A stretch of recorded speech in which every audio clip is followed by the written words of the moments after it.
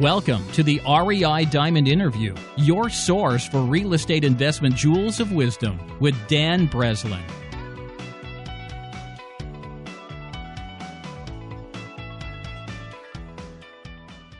Welcome to the REI Diamonds, episode number 30 with Adura Sanya on finding, negotiating, and closing the off-market deals no one knows about. I'm Dan Breslin, and on the REI Diamonds podcast, I invite world-class guests to share their valuable experience as it relates to real estate investing. In short, the information you're about to hear can make you money. Today's guest, I actually heard about. I'm an off-market deal guy. I wholesale. I fix and flip houses. Adura was a little bit of a legend that I'd hear about in the circles from some of the buyers that we had deal with together, some of the other people in the market. So I started hearing about this guy Adura, and I would see these files at the title company, and he was closing some deals. He was putting some numbers up at the time, and this is a few years back. I hadn't met him yet. And then after I moved to Chicago, I was invited back to speak at a real estate conference, and I ended up being on a panel and sharing the stage. I believe Adura may have been up there right before me, but we had met personally at this real estate conference. I was impressed by some of the wisdom and knowledge and the things that Adura had shared, a very unique perspective on wholesaling real estate. So, Adura, welcome to the show. Thank you. Thank you for having me, man. So let's give everybody a little bit of a history. You're kind of a young guy. I believe you got started very young and have a pretty unique origination story. Can we ask how you got started in real estate? Yeah, I'll give the listeners the, kind of short version. So pretty much I was a sophomore at the great Temple University here in North Philadelphia. This is like back 2005, 2006. I was actually a film major at the time. And, come to find out, just film, for those of you that might know, it's like, the route of you go to school, you might get a film degree, you graduate, and there's no logical path. If you are going to be a doctor or something like that, you go to med school, then you do whatever's after that. And it's like, all right, cool, you're a doctor now. Doesn't exist for film or artists and stuff like that. So I was kind of faced with the struggle of just being scared to graduate with this film degree and not be making any money. So at the same time, there's a lot of real estate, like a real estate explosion going on in the Temple University area at that time. So I just kind of, at 19 years old, decided that I wanted to do this real estate thing. And did the next logical thing, which was drop out of school, and that kind of started my journey, my foray into the wonderful world of real estate investing. Wow! So let's talk about that first deal then. I mean, can we just we get a lot of experienced guys on here, Adura, guys and women, obviously, and then we get a lot of newer people. So let's run through that first one, shall we? I got kind of two first deals. I got my first true deal, which was a just record-breaking loss that I took on a rental properties that I bought. But my first wholesale deal was a property in South Philadelphia. At the time, I was just really trying to, just like most newbies, just trying to figure this stuff out, right? So all these moving pieces of finding the deal, talking to sellers and everything like that. So I did a direct mail campaign. A guy calls me about a property on, I always forget the street. I think it might have been Taylor Street, I want to say, in South Philadelphia. A guy calls me about the property. He tells me what he wants for it. And I look it up online, made him an offer for the property, I think 30-something thousand. And I never even saw the property, actually. At this time, I had actually ended up moving back to New Jersey to live in my mom's basement, after dropping out. So I made an offer. He accepted it. So we go to sign, to put the property under contract. I'll never forget, I meet the guy at a gas station here in Philadelphia, right on the corner of Spring Garden and Columbus Boulevard. And it's raining, and the seller, the owner of the property, is like this big burly. He's actually a narcotics officer. So he's signing the agreement of sale. Keep in mind, I have no idea, no idea what I'm doing. It's just a whole bunch of, fake it till you make it kind of stuff.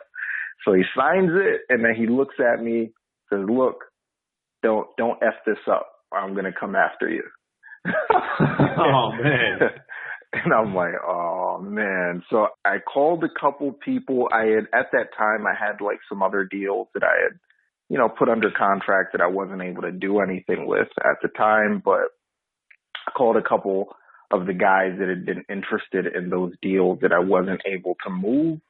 End up calling this one guy, tell him where the property's at, give him the address. And he's like, cool, I'll take it. And he offered, I think like 35.5 or something like that. Signed the agreement with him. And a couple weeks later, we closed the deal out, and I made a whopping $5,500, and was kind of off to the races from there. That's interesting. So you and I have a similar pattern or mode of operation that I'm sure we're going to get to here in a few minutes. But that reminds me a little bit of my own first deal. I actually put it under contract for $5,500. Thank God I didn't have somebody tell me, don't F this up. Like, they just assumed I was going to get the And at the time I was living in my mom's house, and I had like she was like 4 or 5, my 4 or 5 year old daughter in tow, and we're in a neighborhood where houses are selling for $5,000, $6,000, $7,000. So I had no business bringing her there. And thank God I got a buyer at $11,500, and I was nearly like walking on air tap dancing out of that settlement with that $6,000 check, But to be honest with you, Adura, I know that your experience is probably closer in line to what most wholesalers experience out there, and it's an act of persistence, and you stuck with the business even though you had a few contracts maybe that didn't move at that point. Like, I look back now as you said that story to me, and I'm thinking, wow, thank God my first contract went to settlement, and it was like no issue, because I don't know what I would have done if it didn't go. I don't know if I would have, had that same willingness to get back up and take another shot at the game after getting knocked out of the ring. My second deal went to settlement. I think I had one showing on each, the first, the second deal. The third and fourth were kind of like under contract waiting to settle before my fifth contract was one that I couldn't move and just kind of petered out. I just lost touch with the seller. She was a unique character to begin with, but I wasn't able to move. Deal number 5, I mean, I kind of had like, a track record of, quote unquote, maybe getting lucky or getting the numbers right. Might be like, a little more in line with that. You see a lot of people kind of getting started in a business, right? Right. You would kind of agree that will be like one of the big challenges you think on the front end? I mean, could we talk about a couple of the challenges some people would face if they're just getting started? Yeah, I think above all, a big part of it is just big part of this business, and I think really any business, is that consistency piece. So a lot of people, I see a lot of people get started, and it's like, man, I'm going to go out and I'm going to do this one thing, right? So that one thing could be, I'm going to go out and send 500 letters out, or I'm going to go out and put these signs up, and they are just hardcore focused on that one thing. And their expectations are so like outrageous. Like, and I remember this, like my 21st birthday, I spent my 21st birthday in Philadelphia, put up like 150 bandit signs. And I'm like, man, my business is about to blow up and make so much money. Like, it's going to be outrageous.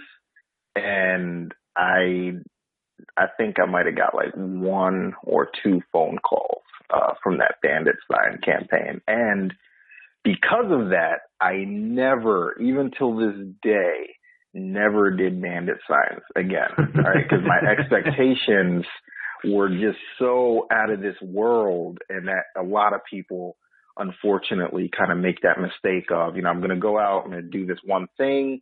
And when when those results don't come as they were expecting, then it's like, oh man, this stuff doesn't work. This real estate stuff, man, it's a scam. This stuff doesn't work.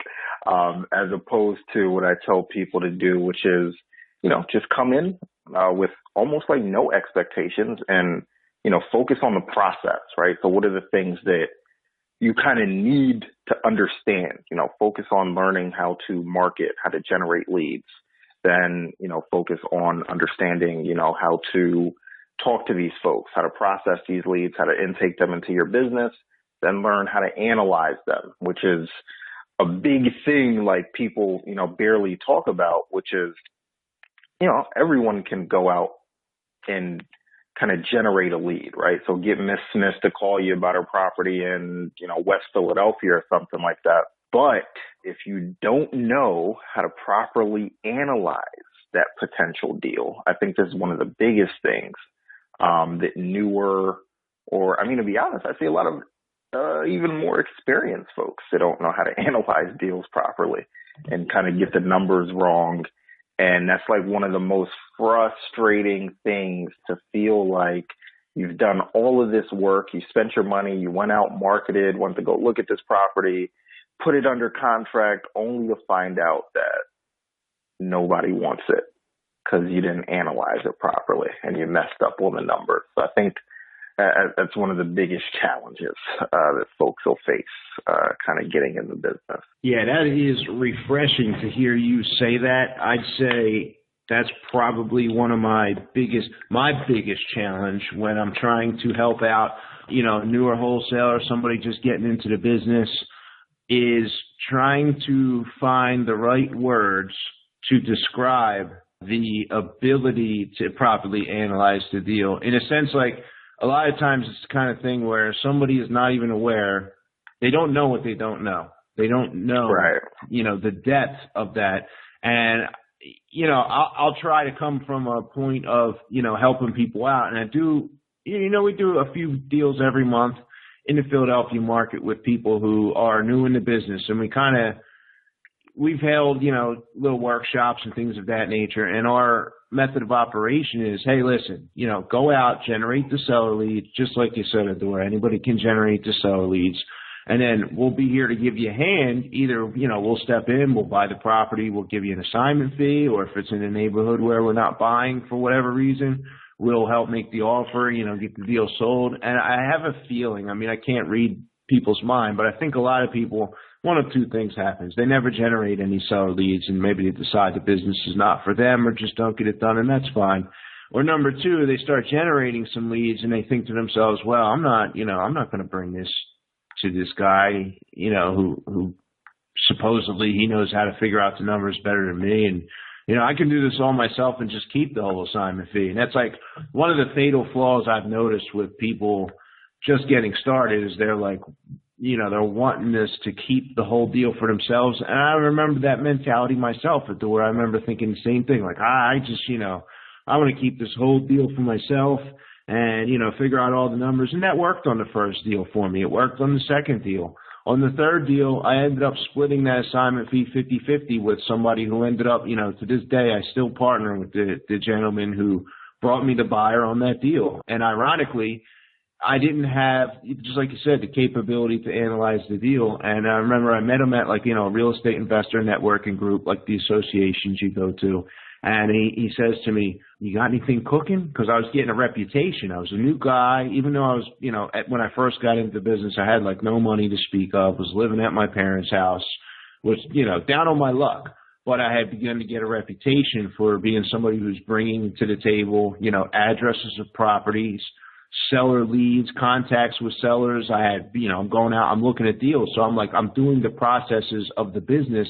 And that allowed me to stand and communicate in the real estate circles with the people who were actually doing deals and were able to open up more doors for me. So he asked me, he says, you got anything cooking? And I'm like, yeah, this guy's trying to sell me a freaking burned out shell in Chester. And if anyone's listening, Chester's not the most valuable neighborhood. It's on the railway. You know what I mean? I did my $5,000 deal in Chester. So I'm thinking, a burned out house in Chester, and I got the one that wasn't burned out for $5,000. How much could the burned out one be? I remember him kind of cocking his head to the side and looking up. He said, I think I have a buyer for that. And it was like a $16,000 settlement check later that we each walked away with like $8,000.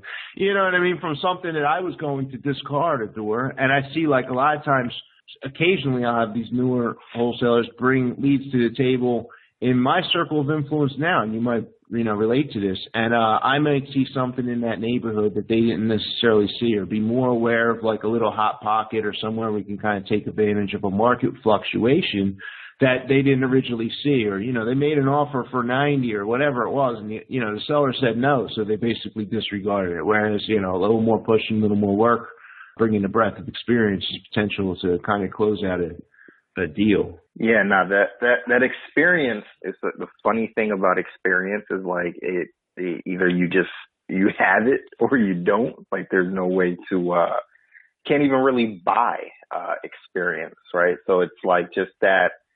I think one of the biggest things that you get, and it's like it just, I don't know, creeps up on you as you've quote unquote, been in the game for a while, is one of the biggest pieces is knowledge of the local marketplace, right? So that's also going back to the challenge thing when you're first starting out. And it's like, say for the regular person that wants to, start out wholesaling, they might be, it's like one of my top students now. He started out and he still is he works for the Philadelphia school department, right? So that's what he knows. Like he's an administrator for the Department of Public Schools of Philadelphia, right? So that's what he's been trained to do.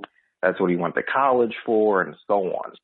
So now, when someone like that is transitioning into quote unquote, I want to be, a real estate investor, I want to flip houses. Like it's such a large learning curve. And it's almost like, if you think about it, like one of the hardest shifts that someone might have to make, kind of learning something that's completely new. So what's foreign to most people is just that marketplace knowledge. Like, so what's the difference between, in South Philadelphia, what's the difference between properties north of Washington or south of Washington or something like that?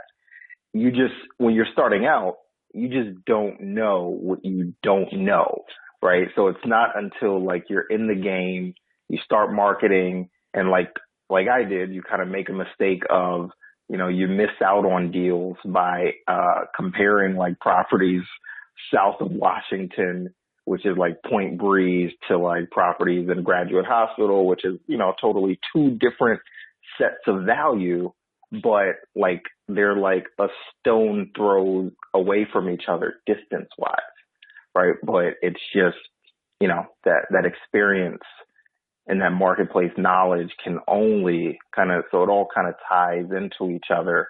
You can only get that kind of being a master of the marketplace if you've been in the game for a while, made the mistakes, continuously kind of keep getting up.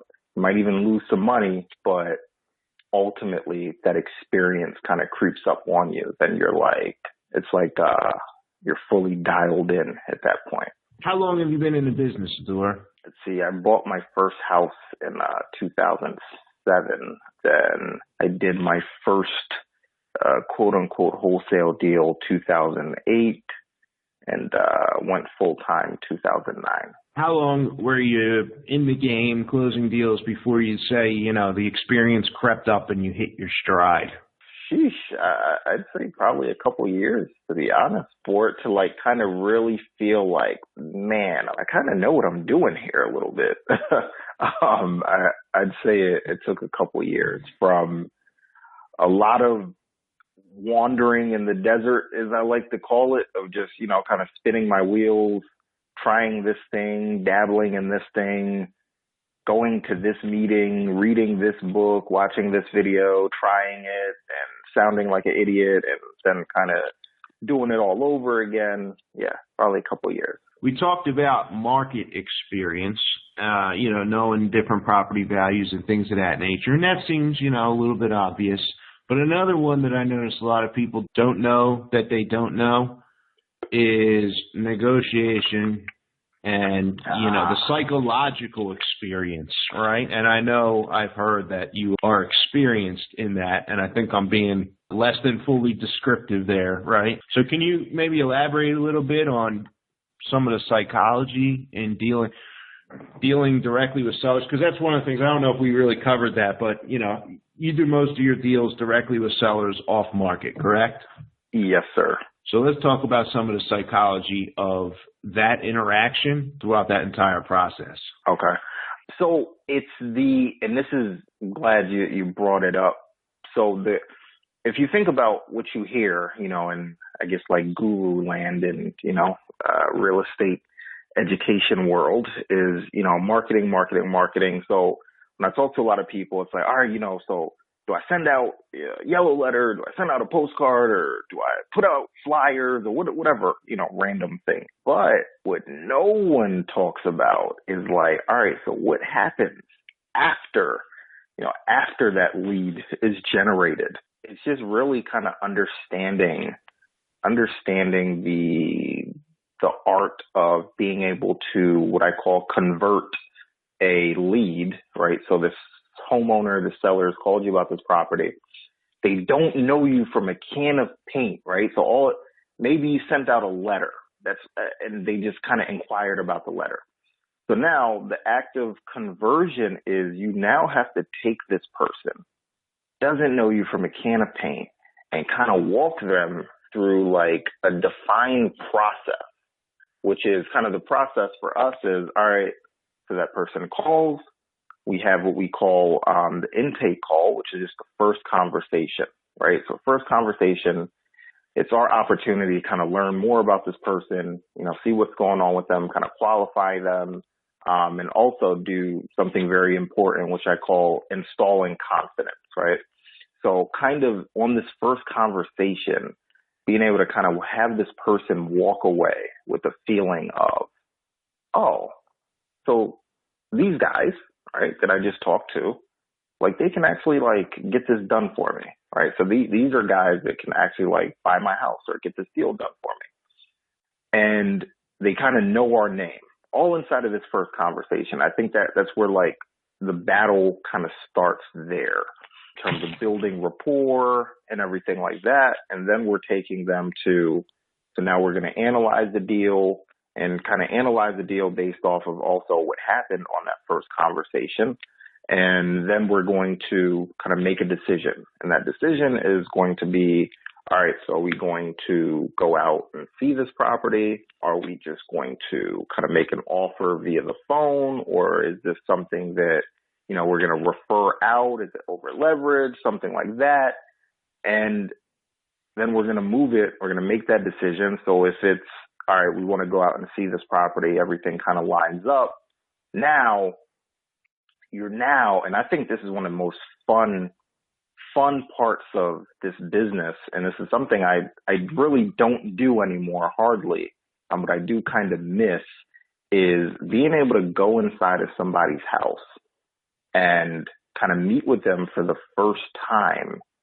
And when it's all said and done, when the smoke clears, you're walking out of there with like a signed, executed purchase agreement, right? And that's like one of the coolest things to me. What's even cooler is when you are able to go from, all right, you've got someone that's asking like $80,000 and you're able to walk out of there with like a contract for like $50,000. And I don't even really call it, like some people kind of do like this hardcore negotiation, like I'm going to punch this person in their face kind of thing, really, really insult the property and just, your property's a piece of crap. That's really not my style.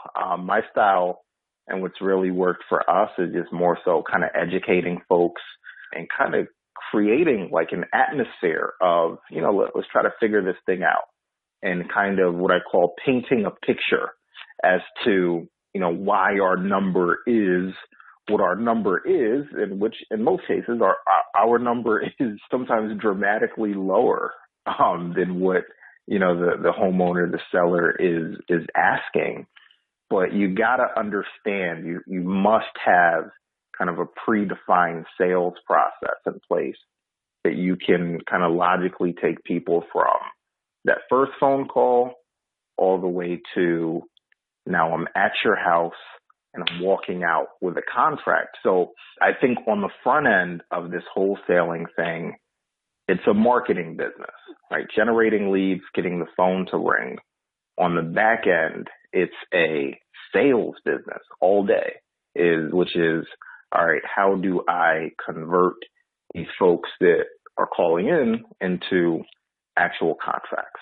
And I think when you have that mindset, once you really understand what goes into that, I think that's when you're really able to have success, especially when you are in a crowded, competitive marketplace where everyone and their uncle can generate leads, but not everyone can, quote unquote, convert or close those leads. That's key. I got like a page of notes out of everything you just said there. That's powerful. If anyone's listening, you might want to go back and check that part out again if you're interested in wholesaling. But I think one of the biggest transitions that I made in my own personal business, at least in the wholesale aspect, was when I had that same revelation that you just described, that you have a marketing business on the front end to generate the leads, which anybody can nail up bandit signs, anybody can go get probate lists and send out,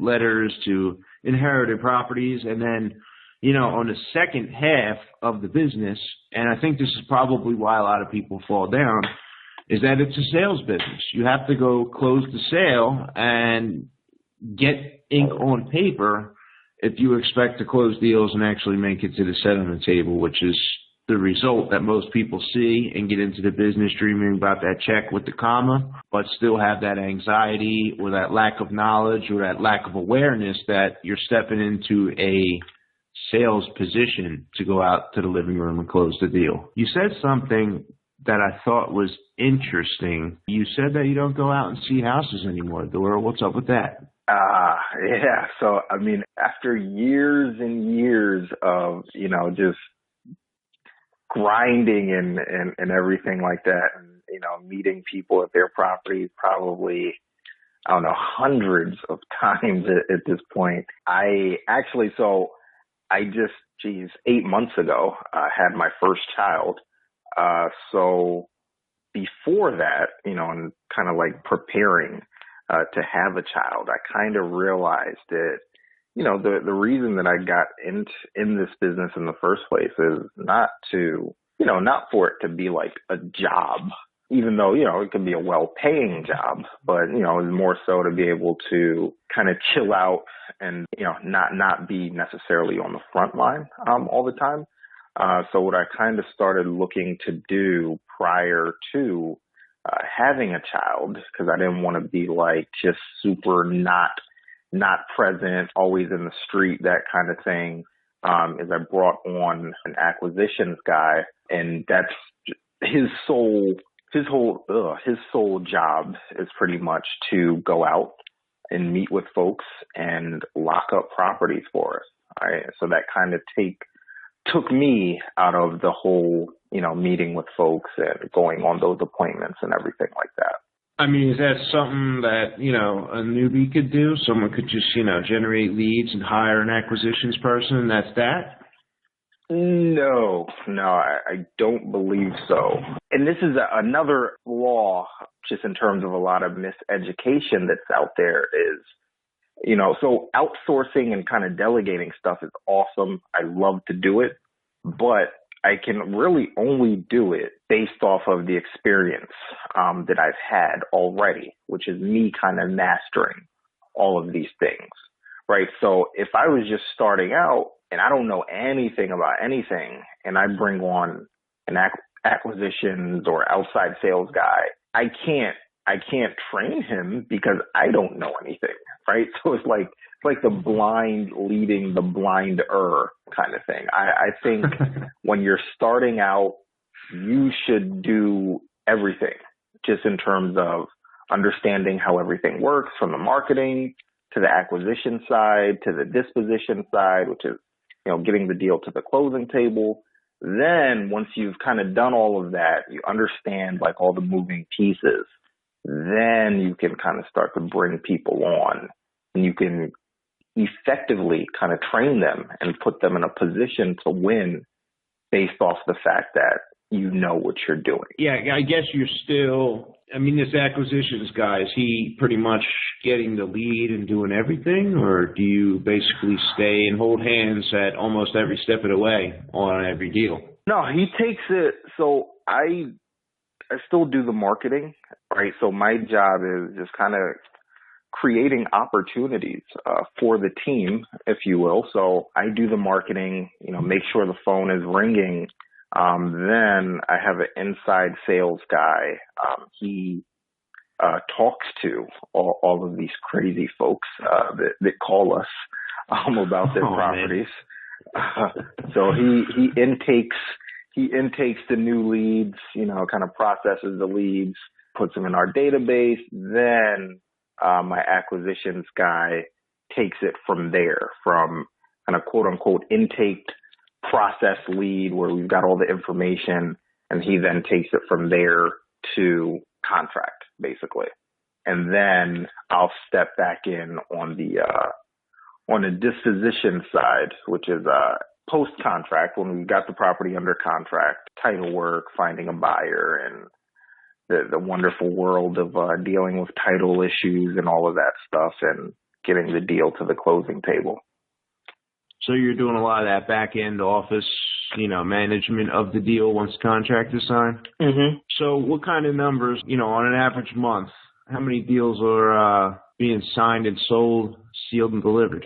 It can definitely fluctuate. I'd say on an average month, we can do anywhere between 4 to 6 deals. And then, some months it can get better than that. So I think this week that we're doing this, we'll lock up, I want to say 4 deals or so. Right. So it can kind of fluctuate. But the key piece there is that consistency. So I'll see some guys like, man, every month is like a blockbuster home run, like multiple 6-figure kind of month. And that could be the case for some folks.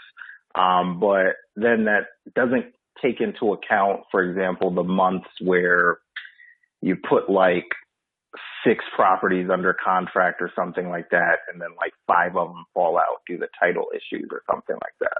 Right. So, yeah.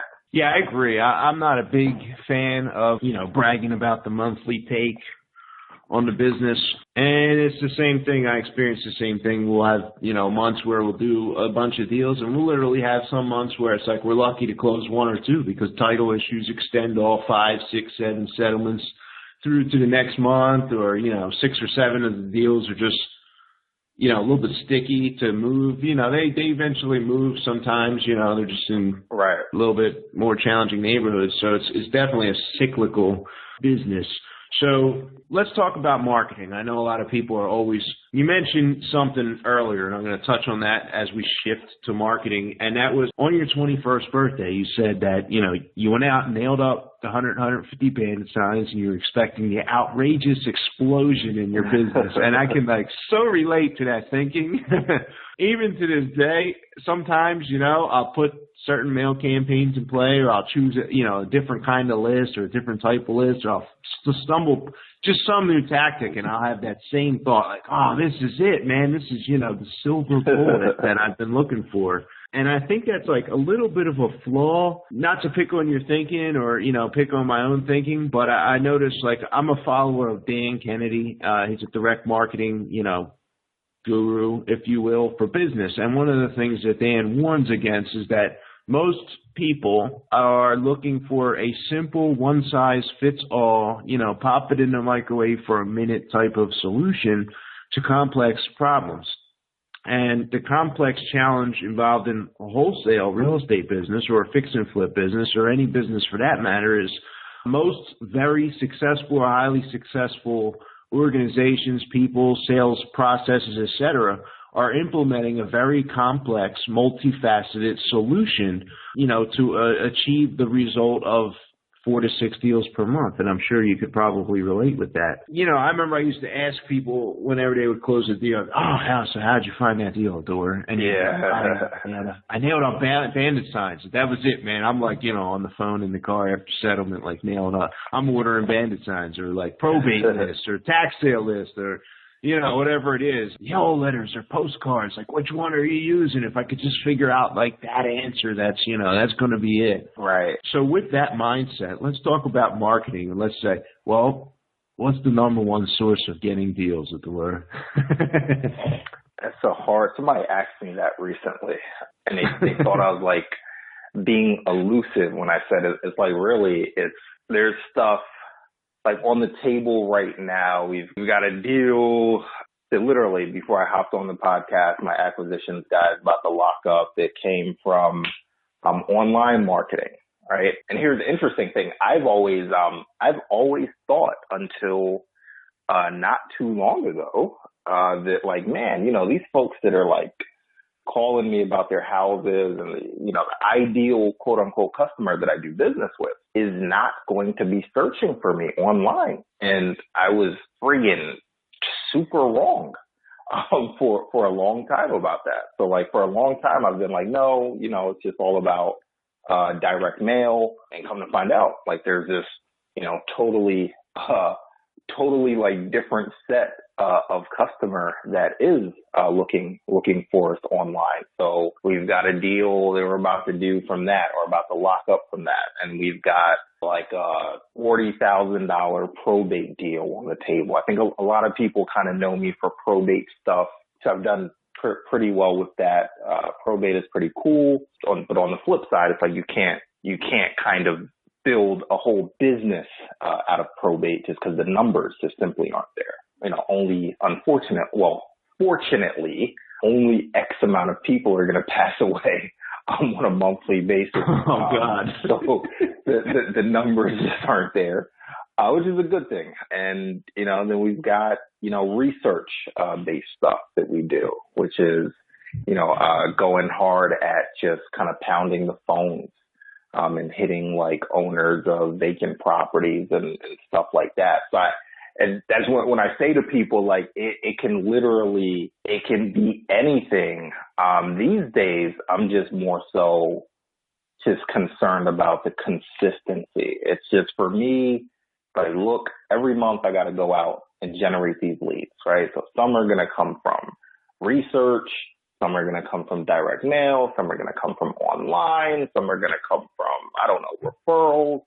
And from there, it's just our job to kind of what I call work the lead to the bone kind of thing.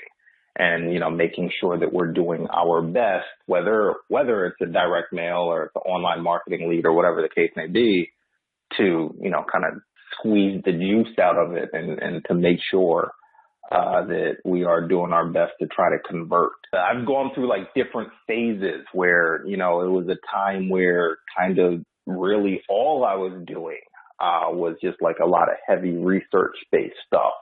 And like I was doing like killer home run deals from it. And then I've had points where it's like, just heavy direct mail. So it literally, deals can come from anywhere, guys. So as I spoke about bandit signs, I haven't done them since I went out and put them out on my birthday.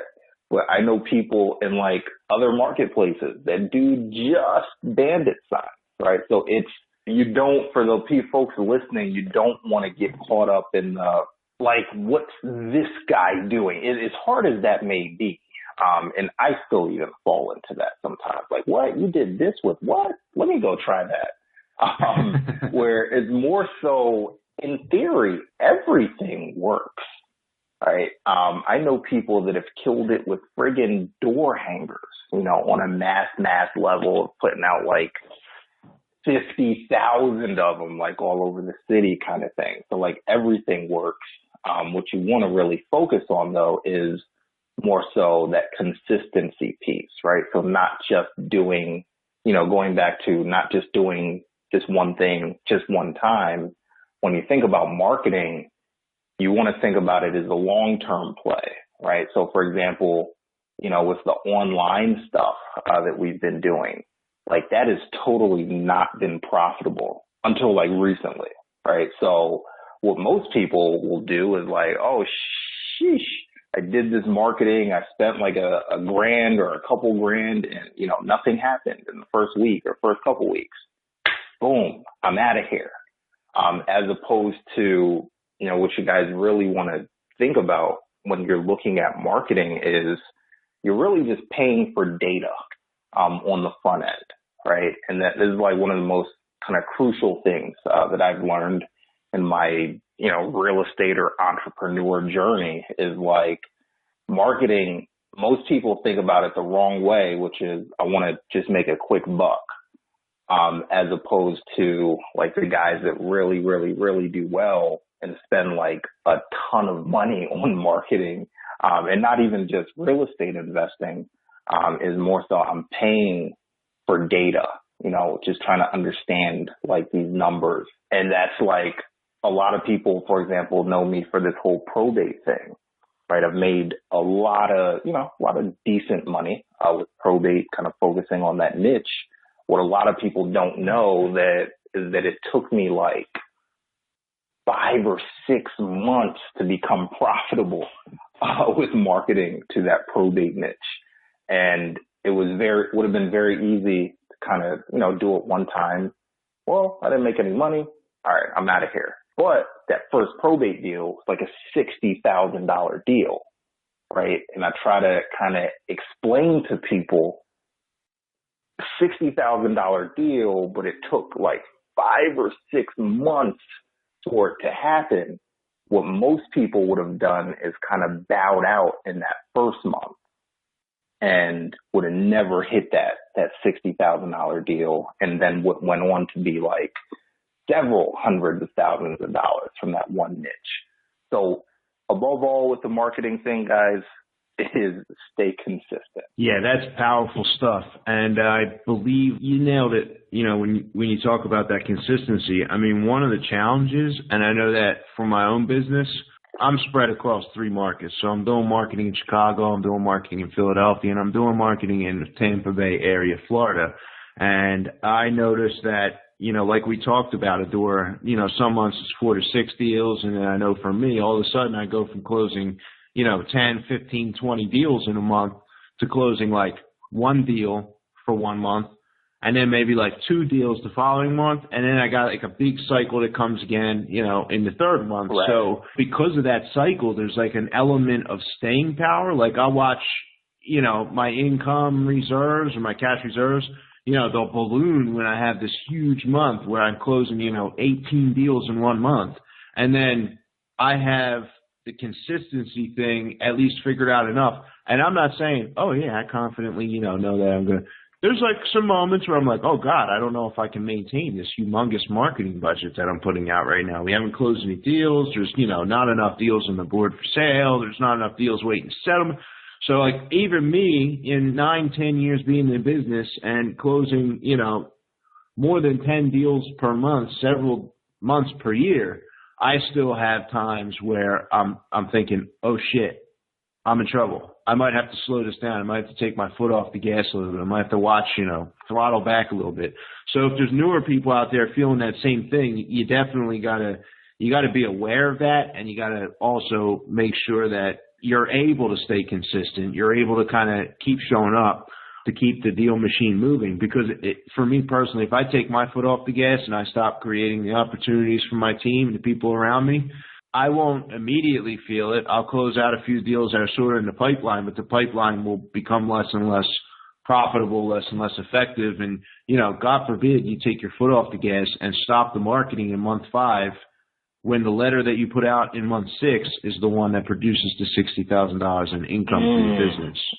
Yep, absolutely. As far as favorites right now, do you have a favorite lead source right now? I mean, that you say, oh yeah, I love this particular medium for a certain reason? Do I have a favorite? I'd say I'd still keep it at probably probate in terms of deal not volume, but I guess maybe average profit, or individual deal size. I'd say probate, where with some probate deals, like for example, we've got one on the table right now that will probably make like 40 grand on or something like that. So thing with probate is you might not do one on a monthly basis, but kind of if the stars align when the right one comes through, I think dollar for dollar, I'm sure about this, but dollar for dollar profit per deal wise, I'd say probate. And I assume that those are direct mail pieces that you send to the probate list? But we also call probate folks. I think one of the bigger probate deals that I did was just simply a cold call situation. What other mailing lists do you send out besides probate? Do probate, do the standard absentee stuff, and which cool thing about absentee is you're gonna hit like a lot of other stuff inadvertently inside of that absentee list. So you'll end up hitting vacant properties inside of that absentee list. You'll hit tax delinquent stuff inside of that absentee list. You'll even hit probate stuff in some cases inside of that absentee list. And then we've just got, in-house follow-up lists and whatnot from people that we've already captured. And yeah. Do you have a particular system, customer relationship management, CRM tool that you use to track everything? Or do you kind of do spreadsheets and things of that nature? So we use Podio. Okay, yeah, we're on that. Yeah, so Podio has been tremendous game changer over the past couple years, just in terms of just the customization and the functionality that it gives you, especially when you're working with a team and everything like that. Podio, I was in the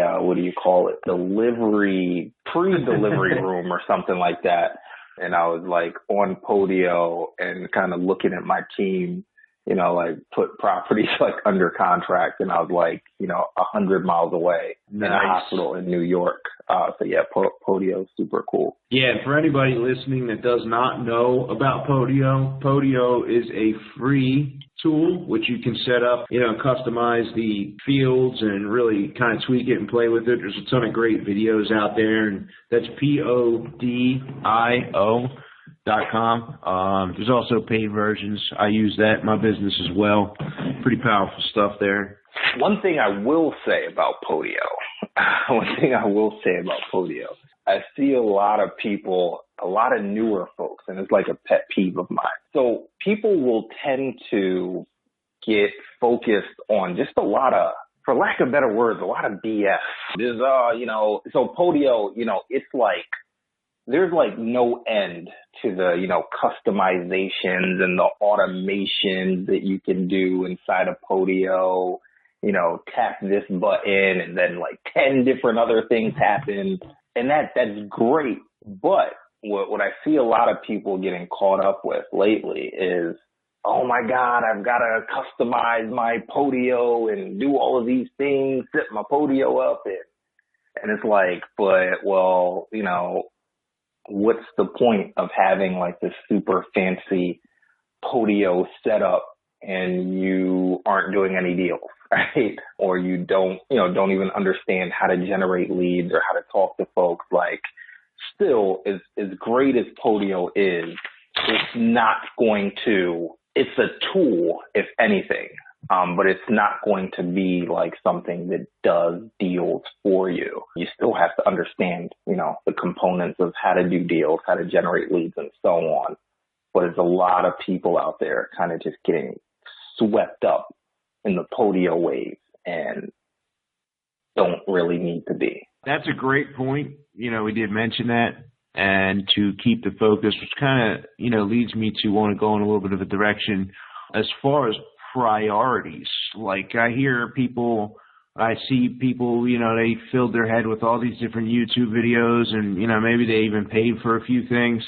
And the next thing you know, I'm getting like 50 million calls about people wanting to add me to the buyers list, and I've never had any one of them ever come back around with a deal. And I guess, it sort of feels like it should make sense, although it's a false reality. And that is, if you just go find the buyers and figure out where they want to buy a deal and ask them what they're buying and then go out and find that. You know where I'm going with this, Adura. So let's talk about the priority, right? If someone's on the line and they, sort of tried some different things, because I know we have the same answer. So what are Dan Breslin and Adura Sanya focusing on first when we're approaching a wholesale business from the beginning? How to find the deals all day. That's forget about everything else. Forget about setting up a website. Forgetting about setting up squeeze pages. Forget about building this phantom buyers list that really has no buyers on it. Forget about, I don't know, what else do they, setting up your LLC. Forget about business cards. Forget about everything and just focus on, how do I find these deals? That's all that matters. The whole buyer list thing, I just personally, I feel like that's just, something a guru invented to sell more stuff, basically. And people have completely drunken that Kool-Aid. It really doesn't matter. I mean, to this day, I don't, quote unquote, have like a formal buyers list. Like, it's just, if you have a deal, like a real deal, focus on finding the deal, focus on understanding that, all right, how do I analyze this thing? How do I get the numbers right? And how do I contract on this thing at the right number? If you do that, and finding that buyer is just a formality at that point. That is spot on. Obviously, where I was going to answer the same question. It's interesting. I've noticed a few people that I work closely with even to this day, and that was their focus. They're like on the phone with these buyers, and they're like running around showing property. And it's like, dude, the seller side of the business, like the sellers, I like to tell the story. The seller is like the unrefined oil in a Texas field that the wildcatters are looking for. And when they find that, when they figure that out and they say, oh, here it is, like, that's it. They from that point forward, if they can continue to produce, that oil, those seller leads, and keep them coming, they're going to do deals forever. As long as they want to do deals, they will continue doing deals once they've cracked the code of getting sellers to call them. Without the sellers calling you, you have no opportunity to develop the sales process and figure out what works in the living room and go analyze deals. Like, without that seller lead bringing you the real example of a property that needs a kitchen bath and it needs a sewer line and the heater's bad and all these different things you're going to put into your repair estimate, there's no point in figuring out how to do repair estimates unless you have a property to go put together a repair estimate on. And that comes from the seller that's bringing the lead to the table. And when I say focusing on the seller side of the business, if there's somebody listening who's already got tons of cash lined up to actually close on properties, there may be other ways to go about doing the business. So like what we're definitely focusing on, I know certainly from my point of view, was, hey, I got started with like next to no money whatsoever, bad credit, and I had to get a ride by my dad to my first deal. Like, what was the most important thing for me to figure out was the sellers. And I accidentally stumbled upon that myself and then started to see the value over the course of time as I was making money as a result of sellers contacting me through my advertisements and then me bringing the deals and putting the deals together. It kind of reminds me if you're going to go play a game, right, and if we call the business of real estate investing and wholesaling real estate a game, and you want to win the game, if winning equals closing deals, I go with the acronym WIN, W-I-N. What's important now? Is it the business cards? Is it go set up the LLC? I mean, I'm sure you relate to me when I say, like, people come up to me, I run the real estate investor networking group, the ring meeting, and they'll come up and say, like, yeah, me and my partner, we got our LLC the other day. And as if that's a license to get money, you know what I mean? Like finding the LLC. It's like, what's important now? W-I-N. What's important now? And I have to ask myself that even to this day. Like, what's important now? What should I be working on now that's going to give me the most impact in my business for me and for my partners that are on my team. Yeah, the LLC. The LLC. And I mean, you just don't know what you don't know. Like I talked to a couple of folks recently that just told me just about all of these things that they had done, signed up for, and none of it. I'm talking about probably totaled up to like $5-10 grand worth of just stuff. And none of it got these folks closer to getting a deal done, right? So it sucks, it's unfortunate that's what, most people, just in terms of information, education that's out there, a lot of people are, end up seeing that stuff first, which is just like busy work, right? I find that a lot of people just end up just doing busy work that has absolutely no effect on the bottom line to, all right, am I any closer to getting a deal done? All right. So I guess that's like a question you can ask yourself, like a temperature check type question is this random thing that I'm about to do any closer to getting me a deal? And if not, then just cut it out.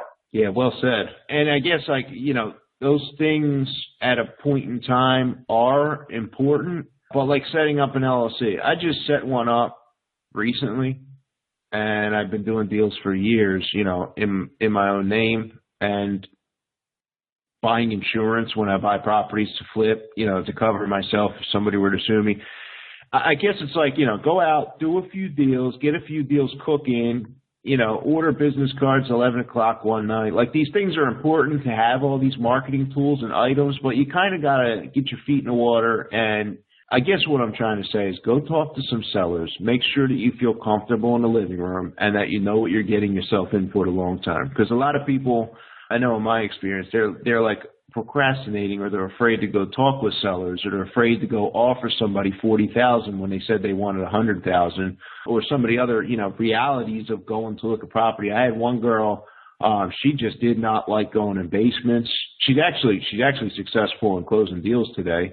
Another girl, a younger girl, and she really didn't feel comfortable going to see these properties in some of these neighborhoods where, it's a vacant house and she's got to meet some unknown person in the house. And she just decided she didn't like that, that aspect of the business. So it's like maybe it's not necessarily the right business for everybody. So you got to find out if, this is going to be a good fit. And then, as you start becoming more successful, invest the time and the money in putting together your entire marketing platform. Would you be inclined to agree with that, Adura? Yep. Completely agree. Well, cool, man. I got quite a few pages of notes here. We covered a lot of powerful wholesale business methods, strategies, secrets, if you will. So as we wrap up here, I always like to figure out if you have any book recommendations that I or the listeners could check out that helped propel your career. Oh, that's a good question. A real powerful book that I read is The E-Myth by Michael Gerber. Yeah, I'd say that's one of that's like in my top three dead or alive books if I had to choose is The E-Myth. Which kind of talks about, kind of how to really, really run a business as opposed to, just being like a technician inside of your business. On the E-Myth, I know the book and I know my own experience. Would you suggest if that was like a newer person listening, they haven't built the business yet, would you suggest putting that on a list for like a year or 2 years into that business, or would you think that would still be something they should pick up and read right at the beginning? It's a good question. That might be a later read, and I think it should depend on the person also. Because while I do love the E-Myth, I think there is a certain level of like you just gotta be in the trenches figuring it out by yourself as the quote unquote, technician prior to being able to, really build like a, McDonald's processed style business. So you might hold off on the E-Myth until you get your feet wet a little bit. It's a good book for someone starting out. I can't think of one right now, so I'm just going to say the Bible. Nice. I like it. A lot of foundational items and stories and some spiritual faith and ability to create the earth talked about in the Bible. And this final question here that I have, if you could answer this two ways. First, for an investor just getting started, and second, for the seasoned investor who's been around the block. Could be a wholesaler, could be a wholesaler, fix and flip investor, whatever it is, a seasoned investor. And the question is, do you have any final jewels of wisdom to share with our listeners?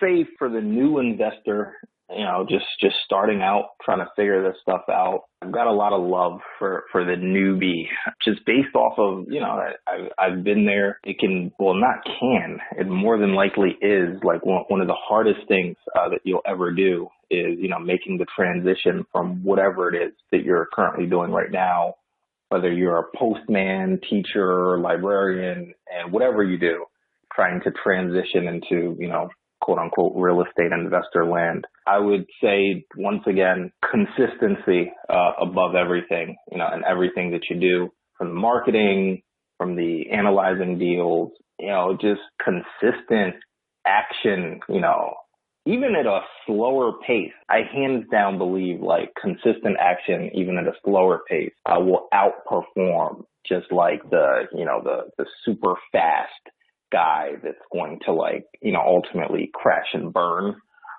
kind of thing. So that consistency, focusing on that marketing, and a lot of people can't really wrap their head around the marketing thing. And the reason is, if you're like teacher right now and you haven't done any deals, you're trying to get into this business, you're going to have to start spending money, right, on this thing that's not even really a business yet because you haven't made any money from it. So it's very hard for people to wrap their heads around what? I'm supposed to just spend and then keep spending and then spend again, even though I'm not making any money right now.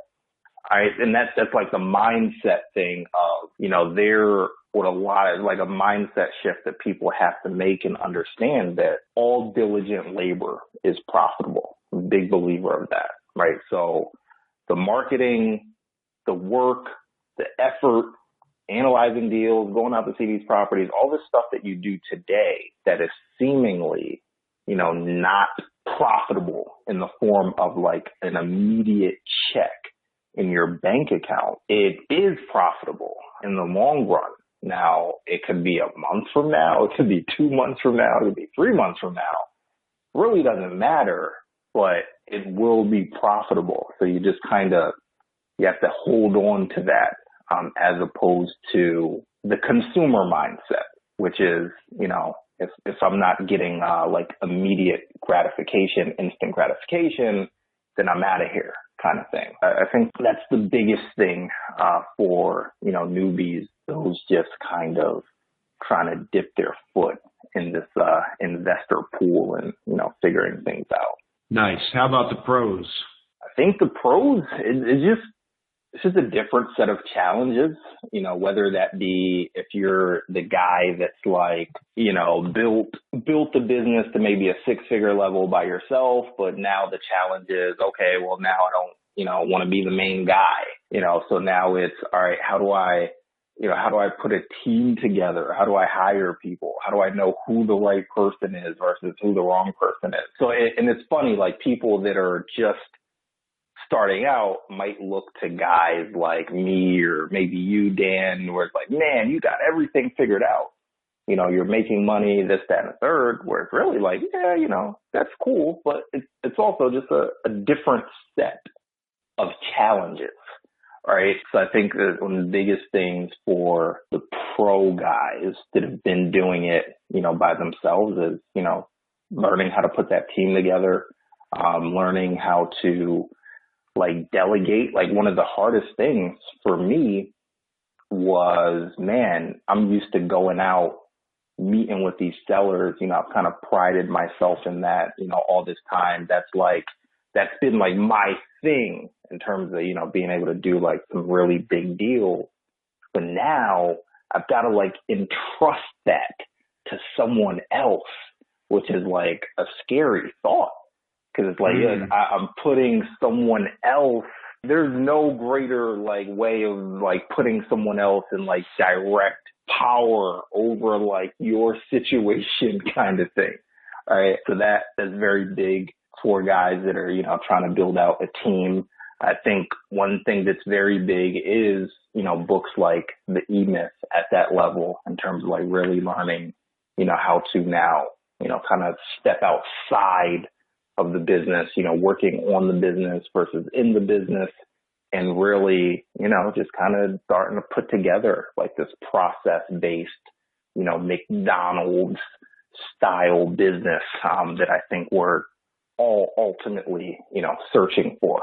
Well said. And I think that would apply not only to, you know, professional long-term wholesaler, but also to, you know, landlords who self-manage, fix and flip operations where you now start to, you know, implement systems in place for project manager and maybe even like a salesperson that's raising capital for that business. There's like a lot of different things that, you know, letting go of the reins has been definitely a huge challenge for me in the recent past here.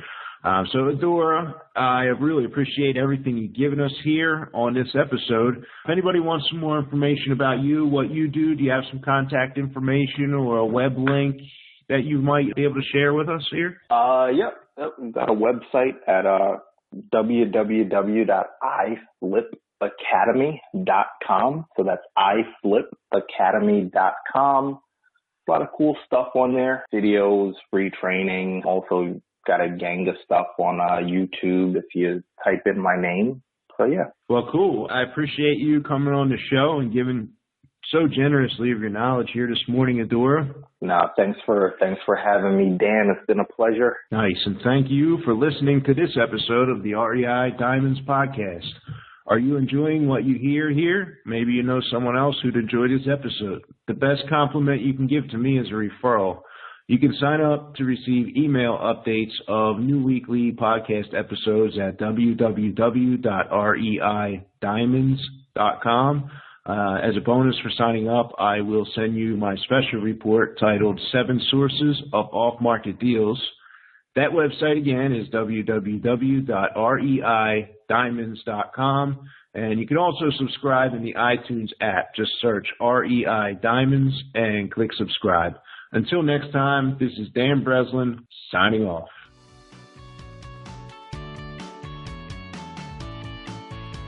Thanks for listening to the REI Diamond Interview. To receive the REI Diamonds newsletter and interview monthly, sign up now at www.reidiamonds.com.